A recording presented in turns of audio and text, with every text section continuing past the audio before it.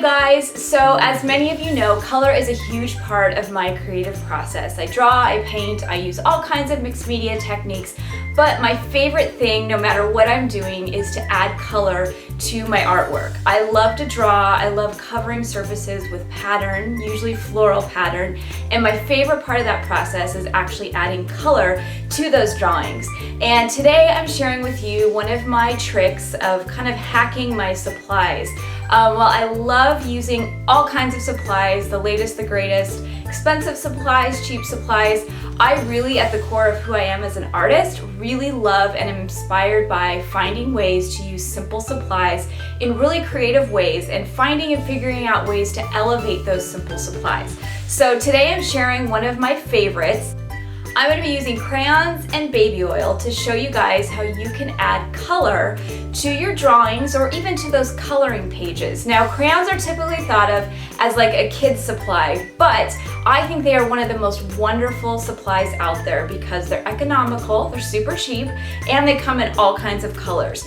But sometimes I think when you're an artist and we have a lot of knowledge and experience using different supplies, crayons can sometimes feel and look a little bit childlike. So I'm going to show you guys how you can take baby oil and turn those crayons into something that look and feel a little bit more advanced. And it's a really fun and unique creative way to add color to your drawings using something that you can simply go run to the drugstore and get. Okay, so to get started, what you guys are gonna need is obviously something to color. Now, I think we all know that adult coloring books and coloring pages are all the rage. I have a bunch. I have a coloring book and coloring pages available. So this technique can definitely be used within the pages of a coloring book or coloring pages that you download and print out. What you need to keep in mind, since you will be using oil, baby oil, is that things can bleed. My paper that I have for the coloring book I created is quite thick. I've experimented quite a bit with baby oil and it doesn't bleed too much, but just to be careful, I recommend putting a piece of scrap paper underneath the page that you are going to be coloring and using this technique on so it doesn't bleed through to your other pages, or you can tear it out and work alone on that page. But you don't necessarily need to use coloring pages. If you're an artist and you love drawing and sketching like I do, you can use your own drawings, and this is just another way that you can add color to your art. So I love pattern. I love drawing flowers and floral patterns in black and white, and my favorite part of the process is actually adding color.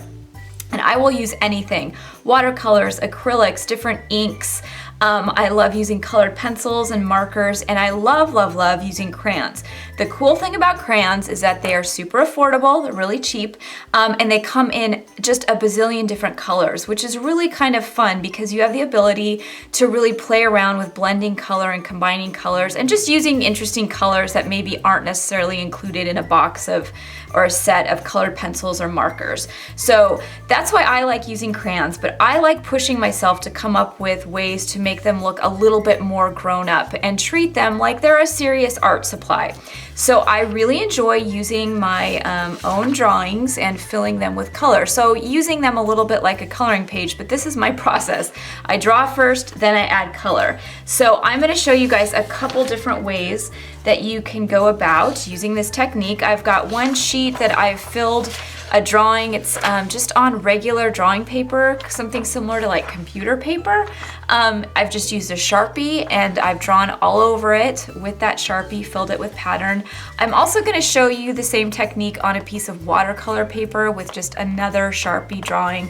Watercolor paper and thicker paper is going to be able to withstand a lot of like layers of stuff. You can get a little bit more sloppy, and I'm just going to show you how the papers kind of react differently with this technique. But we're going to start with my regular paper, and what you're going to need is some baby oil, or even, I guess you could use, I haven't tried like olive oil or anything like that, but I'm using baby oil, and a little container to put it in, some Q-tips or blending sticks, or even paper towels if you don't have anything like that on hand.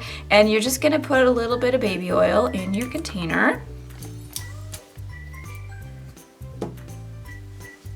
Have this on hand, have your Q-tips on hand, And I start by adding color to my surface.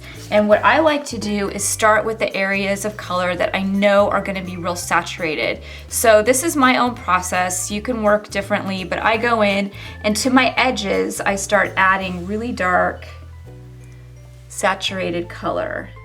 So I work my way along these edges and begin filling them.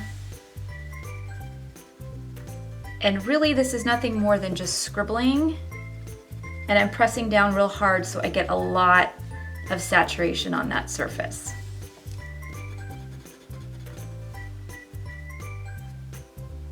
Okay, so the next thing I'm gonna do is I'm gonna grab my Q-tip and I'm just gonna dip it into my bowl of baby oil. And I really like drying my Q-tip off a little bit. I don't want too much on there. I even keep a piece of extra paper on hand just so I can kind of dab it. It's really better when you're doing this technique to go with less at first instead of slopping it on, and then you can continue to build up layers. So I like to saturate the Q-tip but kind of dry it off, and then I begin to blend this out.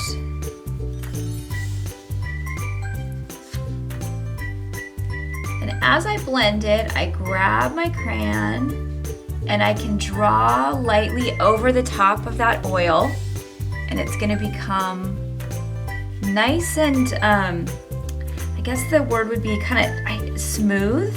So not only can I blend this and get some nice saturation on my Q-tips, so you can see how light that is. It's almost like watercolors. But I'm also able to go back in and add even more color with my crayon. And what it feels like to me, for those of you that have used watercolor pencils, that's what it begins to feel like. Begin blending all of these out and let you guys watch me.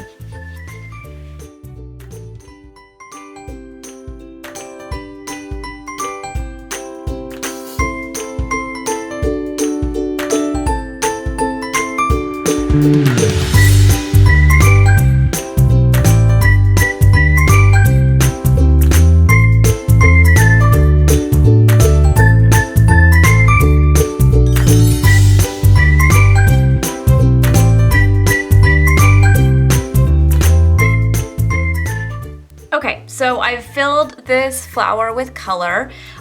It looks, in my opinion, way more blended, less like crayon. There's areas of saturation, a couple tones, a couple different colors going on there.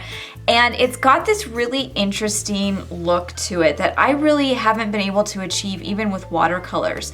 So it takes a little bit of time to get used to, because you're kind of, I guess you would consider, you're adding that color and blending with a teeny tiny Q-tip, which can be tricky if you're not used to using something like this. It's a lot easier if your drawings or the things that you're using color with are a little bit larger.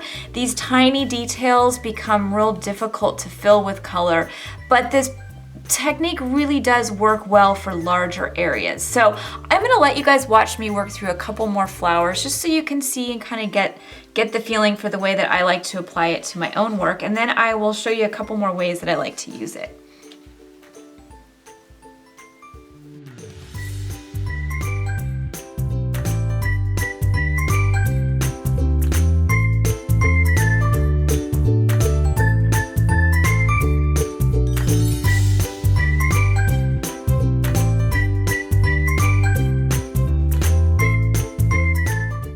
Okay, I'm gonna stop.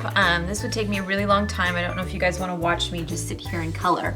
But I just want you to see how I've done a couple different areas. Now, a few tips, a few things to note. Okay, so this is what it looks like from the back. It is soaked through a little bit, but not too much. And this is what it looks like from the front. You get kind of this nice, it's real translucent feeling and looking, and a lot like watercolors.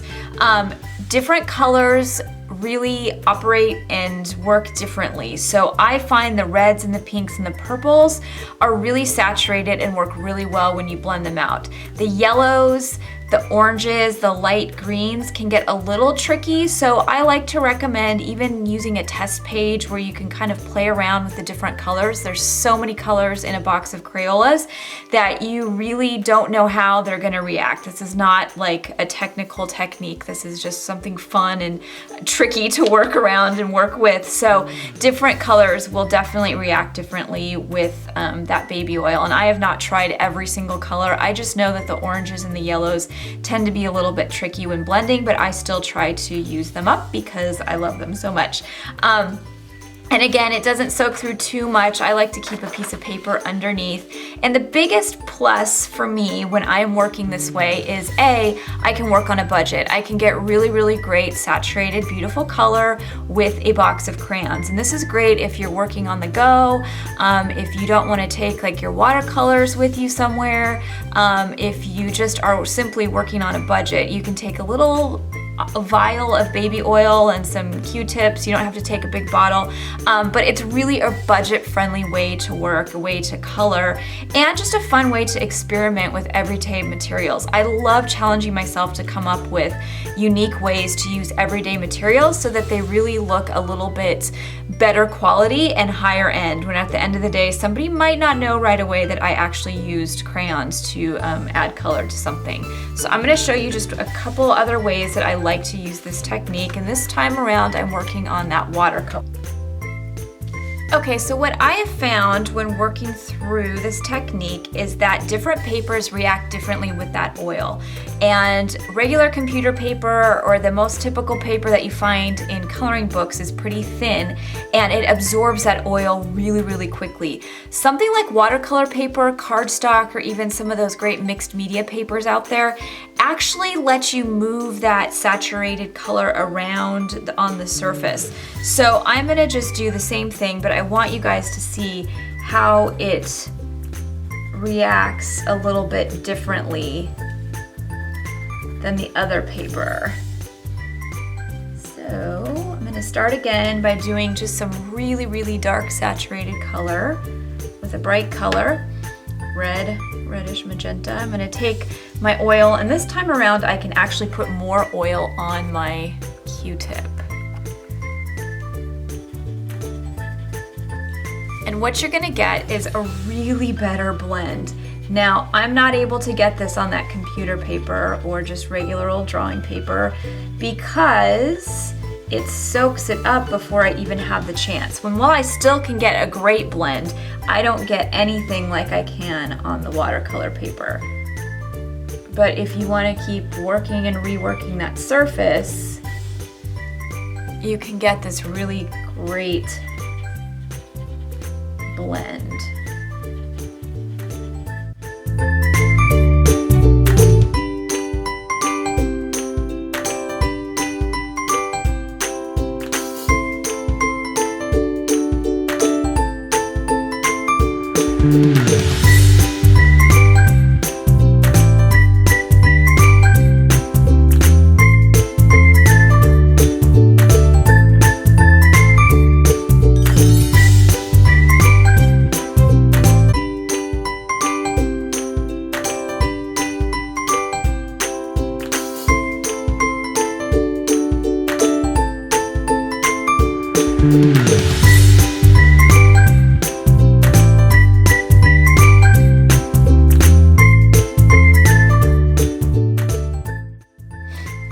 Okay, you guys, so I've showed you a couple ways that I like to use this technique, both on my just regular drawing paper, watercolor paper. There are so many ways to push this technique and make it work for you and your creative process. But really, this is such a fun way to use those everyday supplies. So all you need are some crayons, a little baby oil, and something to blend that with, and you have a brand new way to add color to your art.